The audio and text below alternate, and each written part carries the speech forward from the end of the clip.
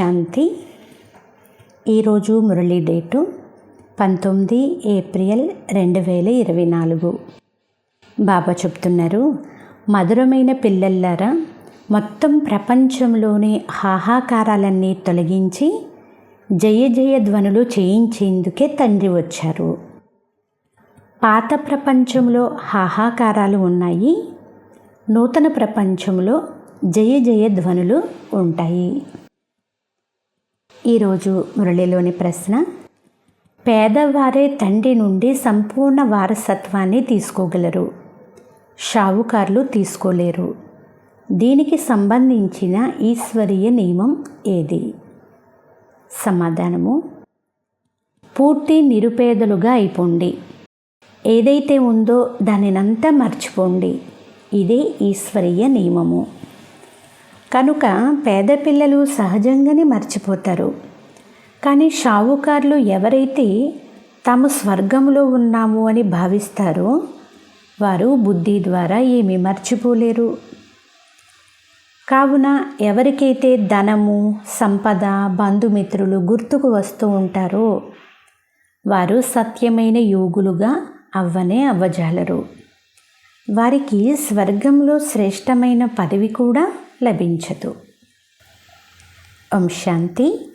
మధురాతి మధురమైన నిశ్చయ బుద్ధి గల పిల్లలకు తండ్రి పూర్తి ప్రపంచంలోని జగడాలను తొలగించేందుకు వచ్చారు అని బాగా తెలుసు. ఈ తనువులో తండ్రి వచ్చి ఉన్నారు అని, వారి పేరు శివబాబా అని తెలివైన బుద్ధివంతులైన పిల్లలకు తెలుసు. ఎందుకు వచ్చారు? హాహాకారాలను తొలగించి జయ జయ ధ్వనులను చేయించేందుకు వచ్చారు. మృత్యులోకంలో ఎన్ని జగడాలు మొదలైనవి ఉన్నాయి. అందరూ లెక్కాచారాలను సమాప్తం చేసుకునే వెళ్ళాలి. అమరలోకంలో జగడాల మాటే ఉండదు. ఇక్కడ ఎన్ని హంగామాలు జరుగుతున్నాయో చూడండి. ఎన్ని కోర్టులు, ఎంతమంది జడ్జీలు మొదలైన వారు ఉన్నారు. మారణ హోమాలు జరుగుతున్నాయి. విదేశాలలో కూడా ఎన్ని హాహాకారాలు ఉన్నాయో చూడండి. పూర్తి ప్రపంచమంతటా చాలా గొడవలు ఉన్నాయి. దీనిని పాత తమో ప్రధాన ప్రపంచము అని అంటారు. ఎక్కడ చూసినా మలినమే మలినం ఉంది, అడవే అడవి ఉంది. బేహద్దు తండ్రి వీటన్నిటినీ అంతం చేసేందుకు వచ్చారు. ఇప్పుడు పిల్లలు చాలా తెలివైన వారిగా అవ్వాలి. ఒకవేళ పిల్లలలోనే జగడాలు, కోట్లాటలు జరుగుతూ ఉంటే తండ్రికి సహయోగులుగా ఎలా అవుతారు? బాబాకైతే చాలా సహయోగి పిల్లలు కావాలి. బుద్ధివంతులు, నేర్పరులు, లోపాలు లేనివారు కావాలి. ఇది పాత ప్రపంచమని కూడా పిల్లలు అర్థం చేసుకున్నారు. అనేక ధర్మాలు ఉన్నాయి. ఇది తమో ప్రధాన వికారీ ప్రపంచము. పూర్తి ప్రపంచమంతా పతితంగా ఉంది. పతిత పాత ప్రపంచంలో జగడాలు ఉన్నాయి. ఈ జగడాలన్నింటినీ సమాప్తం చేసి జయ జయ ధ్వనులు చేయించేందుకు తండ్రి వచ్చారు. ఈ ప్రపంచంలో ఎంత దుఃఖము, అశాంతి ఉందో అందరికీ తెలుసు. అందుకే విశ్వంలో శాంతి కావాలి అని కోరుకుంటారు. ఇప్పుడు పూర్తి విశ్వంలో సంపూర్ణ శాంతిని మానవ మాతృలు ఎలా స్థాపించగలరు? అనంతమైన తండ్రిని రాళ్ళు రప్పల్లో చూపించారు. ఇది కూడా ఆటయే. కావున తండ్రి ఇప్పుడు పిల్లలకు అర్థం చేయిస్తున్నారు. ఇప్పుడు దృఢంగా నిలబడండి. తండ్రికి సహయోగులుగా అవ్వండి. తండ్రి నుండి తమ రాజ్య భాగ్యం తీసుకోండి. ఇది తక్కువేమీ కాదు. అనంతమైన సుఖముంది. తండ్రి చెప్తున్నారు, మధురమైన పిల్లలు, డ్రామానుసారము అనంతమైన తండ్రి మిమ్మల్ని పదమాపదం భాగ్యశాలురుగా చేసేందుకు వచ్చారు. భారతదేశంలో ఈ లక్ష్మీనారాయణులు రాజ్యం చేసేవారు. భారతదేశం స్వర్గంగా ఉండేది. స్వర్గమునే వండర్ ఆఫ్ ది వరల్డ్ అని అంటారు. త్రేతాయుగాన్ని కూడా అలా అనరు. అటువంటి స్వర్గములోకి వచ్చేందుకు పిల్లలు పురుషార్థం చెయ్యాలి. మొట్టమొదట్లోనే రావాలి. మేము స్వర్గంలో రావాలి అని, లక్ష్మీ లేక నారాయణుడుగా అవ్వాలి అని పిల్లలు అనుకుంటారు కూడా. ఇప్పుడు ఈ పాత ప్రపంచంలో చాలా హాహాకారాలు జరగనున్నాయి. రక్తపు నదులు ప్రవహించనున్నాయి. రక్త నదుల తరువాత నేతి నదులు ప్రవహిస్తాయి. దానిని క్షీరసాగరము అని అంటారు. ఇక్కడ కూడా పెద్ద చెరువులు, కొన్ని సరోవరాల్లో విశేష రోజుల్లో పాలు పోస్తారు. అందులో స్నానాలు చేస్తారు. శివలింగం పైన కూడా పాలతో అభిషేకం చేస్తారు. అక్కడ పాలు, నేతి నదులు ప్రవహిస్తాయని సత్యయుగానికి ఒక మహిమ ఉంది. కానీ అలాంటిదేమీ లేదు. ప్రతి 5000 సంవత్సరాల తరువాత మీరు విశ్వాధికారులుగా అవుతారు. ఈ సమయంలో మీరు బానిసలుగా ఉన్నారు. తరువాత మళ్ళీ మీరే చక్రవర్తులుగా అవుతారు. సమస్త ప్రకృతి మీకు దాసీగా అయిపోతుంది. అక్కడ ఎటువంటి నియమ విరుద్ధంగా వర్షాలు కానీ, నదులు ఉప్పొంగడం కానీ జరగదు. ఎలాంటి ఉపద్రవాలు ఉండవు. ఇక్కడ ఎన్ని ఉపద్రవాలు జరుగుతున్నాయో చూడండి. అక్కడ పక్కా వైష్ణవులు ఉంటారు, వికారీ వైష్ణవులు ఉండరు. ఇక్కడ ఎవరైనా శాకాహారులుగా ఉంటే వారిని వైష్ణవులని అంటారు. కానీ అలా కాదు. వికారాలతో పరస్పరం చాలా దుఃఖాన్ని ఇచ్చుకుంటారు. తండ్రి ఎంత బాగా అర్థం చేయిస్తారు. పల్లె పిల్లవాడు అనే గాయనం కూడా ఉంది. కానీ కృష్ణుడు పల్లెవాడు కాజాలడు. అతడు వైకుంఠానికి అధికారి. తరువాత 84 జన్మలు తీసుకుంటాడు. మనం భక్తిలో ఎన్ని దెబ్బలు తిన్నామో, ఎంత ధనమును నష్టపరిచామో కూడా మీకు ఇప్పుడు తెలుసు. బాబా ప్రశ్నిస్తున్నారు, నేను మీకు ఎంత ధనమునిచ్చాను, రాజ్య భాగ్యమును ఇచ్చాను, మరి అంతా ఎక్కడికి పోయింది? మిమ్మల్ని విశ్వాధికారులుగా చేశాను, కానీ మీరేం చేశారు? తండ్రికి డ్రామా గురించి తెలుసు. నూతన ప్రపంచం పాతదిగా, పాత ప్రపంచం కొత్తదిగా అవుతుంది. ఇది చక్రము. గడిచిపోయినదంతా అది మళ్ళీ పునరావృతం అవుతుంది. తండ్రి చెప్తున్నారు, ఇప్పుడు చాలా కొద్ది సమయం ఉంది. పురుషార్థం చేసి భవిష్యత్తు కొరకు జమ చేసుకోండి. పాత ప్రపంచానికి సంబంధించినదంతా మట్టిలో కలిసిపోతుంది. షావుకారులు ఈ జ్ఞానమును తీసుకోరు. తండ్రి పేదల పాలిటి పెన్నిది. పేదవారే అక్కడ షావుకారులుగా అవుతారు. ధనవంతులు అక్కడ పేదవారిగా అవుతారు. ఇప్పుడు చాలామంది పదమాపతులు ఉన్నారు. వారు వస్తారు, కానీ అక్కడ పేదవారిగా అవుతారు. వారు తమను తాము స్వర్గంలో ఉన్నామని భావిస్తారు. అది బుద్ధి నుండి తొలగిపోదు. ఇక్కడ తండ్రి అన్నీ మర్చిపోమని చెప్తున్నారు. ఖాళీగా బికారులుగా అయిపోండి అని అంటారు. ఈ రోజుల్లో కిలోగ్రాములు, కిలోమీటర్లు మొదలైనవి ఏమేమో వెలువడ్డాయి. సింహాసనం పైన ఏ రాజు కూర్చుంటారో వారు ఆ భాషను అమలు చేస్తారు. విదేశీయులను అనుకరిస్తారు. తమ తెలివిని ఉపయోగించరు. తమో ప్రధానంగా ఉన్నారు. అమెరికా మొదలైన దేశాలలో వినాశన సామగ్రి కొరకు ఎంత ధనము వినియోగిస్తున్నారో చూడండి. విమానాల నుండి బాంబులు మొదలైన వాటిని పడేస్తారు. అగ్ని అంటుకోనున్నది. తండ్రి వినాశనము మరియు స్థాపన చేసేందుకే వచ్చారు అని పిల్లలకు తెలుసు. మీలో కూడా అర్థం చేయించేవారు నెంబర్ వారీగా ఉన్నారు.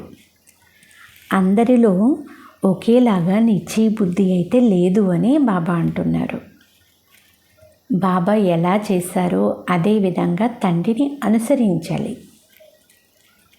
పాత ప్రపంచంలో ఈ పనికిరాని ధనమును ఏం చేస్తారు? ఈ రోజుల్లో కాగితపు నోట్లు వెలువడ్డాయి. అక్కడైతే మొహరీలు అంటే బంగారు నాణెములు ఉంటాయి. బంగారపు మహళ్ళే తయారవుతున్నప్పుడు బంగారు నాణెములకు అక్కడేం విలువ ఉంటుంది? సతోప్రధాన భూమి అయిన కారణముగా అన్నీ ఉచితముగా లభిస్తాయి. ఇప్పుడు అంతా పాతదైపోయింది కదా. అది సతోప్రధాన నూతన ప్రపంచము, పూర్తి కొత్త భూమి. మీరు సూక్ష్మవతనములోకి వెళ్ళి సూబీరసము మొదలైనవి త్రాగుతారు. కానీ సూక్ష్మవతనంలో వృక్షాలు మొదలైనవేమీ లేవు. మూలవతనంలో కూడా లేవు. మీరు వైకుంఠానికి వెళ్ళినప్పుడు అక్కడ మీకు అన్నీ లభిస్తాయి. బుద్ధిని ఉపయోగించి పని చెయ్యండి. సూక్ష్మవతనంలో వృక్షాలు ఉండవు. వృక్షాలు భూమిపైనే ఉంటాయి, ఆకాశంలో ఉండవు. భలే బ్రహ్మ మహాతత్వం అని పేరు ఉంది, కానీ అదంతా శూన్యము. ఎలా ఈ నక్షత్రాలు ఆకాశంలో నిలిచి ఉన్నాయో అలా మీరు చాలా చిన్న చిన్న ఆత్మలు ఎందరో నిలిచి ఉన్నారు. నక్షత్రాలు చూసేందుకు పెద్దవిగా ఉంటాయి. అలాగని బ్రహ్మతత్వంలో పెద్ద పెద్ద ఆత్మలు ఉంటాయని కాదు. ఇది బుద్ధితో అర్థం చేసుకోవాలి. విచారసాగర మథనం చెయ్యాలి. కనుక ఆత్మలు కూడా పైన నిలుస్తాయి, సూక్ష్మమైన బిందువులు. ఈ విషయాలన్నీ కూడా మీరు ఇప్పుడు ధారణ చెయ్యాలి. అప్పుడే ఇతరులతో ధారణ చేయించగలరు. టీచరుకు స్వయం తెలిసినప్పుడు మాత్రమే ఇతరులను చదివించగలరు. లేకుంటే టీచర్ ఎలా అవుతారు? కానీ ఇక్కడ టీచర్లు కూడా నెంబర్ వారీగా ఉన్నారు. పిల్లలైన మీరు వైకుంఠమును కూడా అర్థం చేసుకోగలరు. అలాగని మీరు వైకుంఠాన్ని చూశారని కాదు. అనేక మంది పిల్లలు సాక్షాత్కారం చేసుకున్నారు. అక్కడ స్వయంవరం ఎలా జరుగుతుందో, ఏ భాష ఉంటుందో అంతా చూశారు. చివరిలో కూడా ఎవరు యోగయుక్తులుగా ఉంటారో వారు సాక్షాత్కారంలో చూస్తారు. మరి ఎవరికైతే తమ బంధుమిత్రులు, ధనము, సంపద గుర్తు వస్తూ ఉంటాయో వారేం చూడగలరు? సత్యాసత్యమైన యోగులే చివరి వరకు ఉంటారు. వారిని తండ్రి చూసి సంతోషిస్తారు. పూల ద్వారానే తోట తయారవుతుంది. చాలామంది 10-15 సంవత్సరాలు జ్ఞానములు ఉండి కూడా వెళ్ళిపోతారు. వారిని జిల్లేడు పువ్వులు అని అంటారు. చాలా మంచి మంచి పిల్లలు ఎవరైతే మమ్మ బాబాకు కూడా ఆదేశాలను తీసుకొచ్చేవారో, డ్రిల్లు చేయిస్తూ ఉండేవారో అటువంటి వారు కూడా ఈరోజు లేనేలేరు. అంటే మాయ ఎంత ప్రబలమైనది అనేది పిల్లలకు తెలుసు, మరియు బాబ్దాదాకు కూడా తెలుసు. ఇది మాయతో గుప్త యుద్ధము, గుప్తమైన తుఫాను. బాబా చెప్తున్నారు, మాయ మిమ్మల్ని చాలా భయపెడుతుంది. ఇది వాటమే గెలుపుల తయారైన డ్రామా. మీరు ఆయుధాలతో యుద్ధం చెయ్యరు.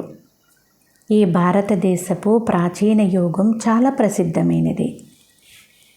ఈ యోగ బలం ద్వారా మీరు ఇలా లక్ష్మీనారాయణులుగా అవుతారు. బాహుబలంతో ఎవ్వరూ విశ్వచక్రవర్తులుగా అవ్వలేరు. ఆట అయితే చాలా అద్భుతమైనది. 2 పిల్లులు కోట్లాడుకుంటే వెన్న మధ్యలో కోతి వచ్చి పట్టుకుని వెళ్ళింది అని చెప్తారు కదా. కథ కూడా ఉంది కదా. క్షణంలో విశ్వచక్రవర్తి పదవి అని కూడా చెప్పబడుతుంది. పిల్లలు సాక్షాత్కారం చేసుకుంటారు. కృష్ణుని నోటిలో వెన్న ఉంది అని చెప్తారు. వాస్తవానికి కృష్ణుని నోటిలో నూతన ప్రపంచాన్ని చూపిస్తారు. యోగ బలంతో మీరు విశ్వ చక్రవర్తిత్వము అనే వెన్నను తీసుకుంటారు. రాజ్యము కొరకు ఎన్ని యుద్ధాలు జరుగుతాయి, ఎంతమంది యుద్ధంలో సమాప్తమైపోతారు. ఆ పాత ప్రపంచ లెక్కాచారం సమాప్తం అవ్వాలి. ఈ ప్రపంచంలో ఏ వస్తువు మిగలదు.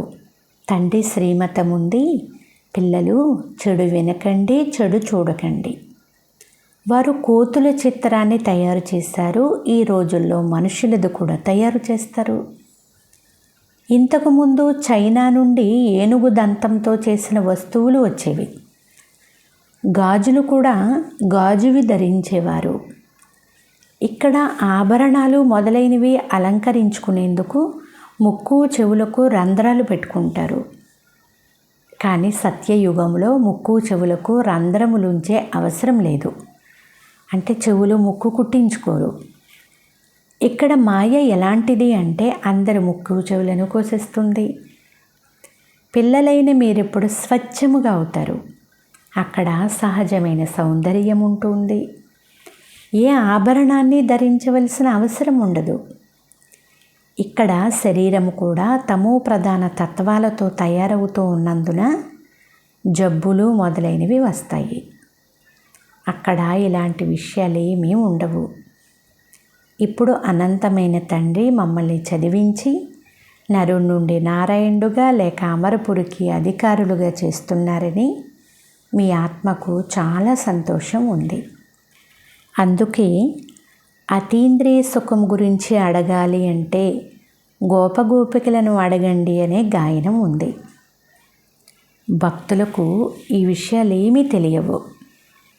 మీలో కూడా సదా ఖుషీగా ఉండి ఇటువంటి విషయాలను స్మరించే పిల్లలు చాలా కొద్దిమందే ఉన్నారు. అబలలపైన ఎన్నో అత్యాచారాలు జరుగుతాయి. ఏదైతే ద్రౌపదిని గురించిన గాయనం ఉందో అదంతా వాస్తవికంగా నడుస్తుంది. అసలు ద్రౌపది ఎందుకు పిలిచిందో కూడా మనుషులకు తెలియదు. తండ్రి అర్థం చేయించారు, మీరంతా ద్రౌపదులు, స్త్రీ సదా స్త్రీగానే పుడుతుందని కాదు, 2 సార్లు స్త్రీగా పుట్టవచ్చు, ఎక్కువ సార్లు కాదు. మాతలు దీనంగా పిలుస్తున్నారు, బాబా రక్షించండి, ఈ దుశ్శాసనులు వికారం కొరకు మమ్మల్ని సతాయిస్తున్నారు. దీనిని వేశ్యాలయము అని అంటారు. స్వర్గమును శివాలయము అని అంటారు. వేశ్యాలయం రావణుని స్థాపన, శివాలయము శివబాబా స్థాపన. మరియు మీకు జ్ఞానమును కూడా ఇస్తారు. తండ్రిని నాలెడ్జ్ఫుల్ అని కూడా అంటారు. అలాగని నాలెడ్జ్ఫుల్ అంటే అందరి హృదయాలలో ఏముందో తెలిసినవాడు అని కాదు. బాబా అంటున్నారు, అందరి మనసుల్లో ఏముందో తెలుసుకుని నేనేం చేస్తాను, దానివల్ల లాభం ఏముంది అంటున్నారు బాబా. ఈ సృష్టి ఆది మధ్యాంతాల జ్ఞానమును నేను తప్ప మరెవ్వరూ ఇవ్వజాలరు అని బాబా చెప్తున్నారు. నేనే కూర్చుని మిమ్మల్ని చదివిస్తాను. జ్ఞానసాగరులు ఒక్క తండ్రి మాత్రమే. అక్కడ భక్తి ప్రారంభం ఉంటుంది. సత్యత్రేతాయుగాల్లో అసలు భక్తి ఉండదు. చదువు ద్వారానే రాజధాని స్థాపన అవుతుంది. అధ్యక్షుడు మొదలైన వారి వద్ద ఎంతమంది మంత్రులు ఉంటారో చూడండి. ఇక్కడ సలహాలు ఇచ్చేందుకు మంత్రులను నియమించుకుంటారు.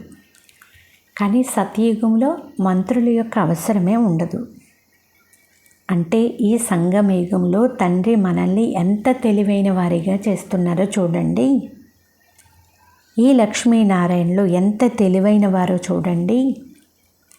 అనంతమైన చక్రవర్తి పదవి తండ్రి నుండి లభిస్తుంది. తండ్రి జన్మదినమును శివ జయంతిగా ఆచరిస్తారు. అంటే తప్పకుండా శివబాబా భారతదేశంలోకి వచ్చి విశ్వాధికారులుగా తయారు చేసి వెళ్ళారు. ఇది లక్షల సంవత్సరాల మాట కాదు, నిన్నటి మాటే. మంచిది, ఇంతకంటే ఎక్కువేం తెలపాలి? బాబా చెప్తున్నారు, మన్మనాభవ.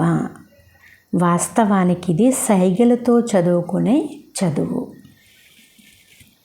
అచ్చా, మధురాతి మధురమైన అపురూపమైన పిల్లలకు మాతాపిత బాబ్దాదాల ప్రియ స్మృతులు మరియు గుడ్ మార్నింగ్. ఆత్మిక పిల్లలకు ఆత్మిక తండ్రి నమస్తే. ఆత్మీయ తండ్రికి ఆత్మీయ పిల్లల యొక్క ప్రియ స్మృతులు, గుడ్ మార్నింగ్ మరియు నమస్తే నమస్తే నమస్తే. ధారణ కొరకు ముఖ్య సారము. ఫస్ట్ పాయింట్, తండ్రికి పూర్తి సహయోగులుగా అయ్యేందుకు నేర్పరులుగా అవ్వాలి, తెలివైన వారిగా అవ్వాలి. ఆంతరికంలో కూడా అస్సలు ఎటువంటి గొడవలు ఉండకూడదు. సెకండ్ పాయింట్, స్థాపన మరియు వినాశముల కర్తవ్యాన్ని చూస్తూ కూడా పూర్తి నిశ్చయబుద్ధి కలవారిగా అయ్యి తండ్రిని ఫాలో చేయాలి. పాత ప్రపంచములోని ధనము నుండి బుద్ధిని తొలగించి పూర్తి బికారులుగా అవ్వాలి. బంధుమిత్రులు, ధన సంపదలు మొదలైనవన్నీ మర్చిపోవాలి. ఈరోజు వరదానము, సంఘటనలో ఉంటూ అందరి స్నేహిగా అవుతూ ఒక్క తండ్రిని మాత్రమే బుద్ధి యొక్క ఆధారముగా చేసుకునే కర్మయోగి భవ. సారాంశము, కొంతమంది పిల్లలు సంఘటనలో స్నేహిగా అయ్యేందుకు బదులు దూరంగా, అతీతంగా ఉంటారు. ఎక్కడైనా చిక్కుకుంటామేమో అని భయపడతారు. దానికంటే దూరంగా ఉండడం మంచిది అని భావిస్తారు. కానీ అలా ఎప్పుడూ ఉండకూడదు. 21 జన్మలు పరివారంలో ఉండాలి. ఒకవేళ భయపడి దూరంగా ఉంటే ఇది కూడా కర్మ సన్యాసుల యొక్క సంస్కారముగా అయిపోతుంది. మీరు కర్మయోగిగా అవ్వాలి, కానీ కర్మ సన్యాసిగా మాత్రం కాదు. సంఘటనలో ఉండండి, అందరికీ స్నేహితులుగా అవ్వండి, కానీ బుద్ధికి ఆధారంగా ఒక్క తండ్రి మాత్రమే ఉండాలి. ఇతరులెవ్వరూ ఉండకూడదు. బుద్ధిని ఏ ఆత్మ యొక్క తోడు, గుణము, లేదంటే ఎవరిలో అయినా ఏదైనా విశేషత ఉంది అనుకోండి, ఇవేమి కూడా ఆకర్షించకూడదు. అప్పుడు వారిని కర్మయోగి, పవిత్ర ఆత్మ అని అంటారు. అందుచేత బాబా అంటున్నారు, సంఘటనలో ఉండండి, అందరితో స్నేహిగా ఉండండి, కానీ బుద్ధి యొక్క ఆధారంగా మాత్రం ఒక్క తండ్రినే చేసుకోవాలి. అప్పుడే మనం కర్మయోగులుగా, పవిత్రాత్మలుగా అవుతాము. స్లోగన్, బాబ్దాదాకు కుడి భుజంగా అవ్వండి, అంతేకాని ఎడమ భుజంగా కాదు. అచ్చ. ఓం శాంతి.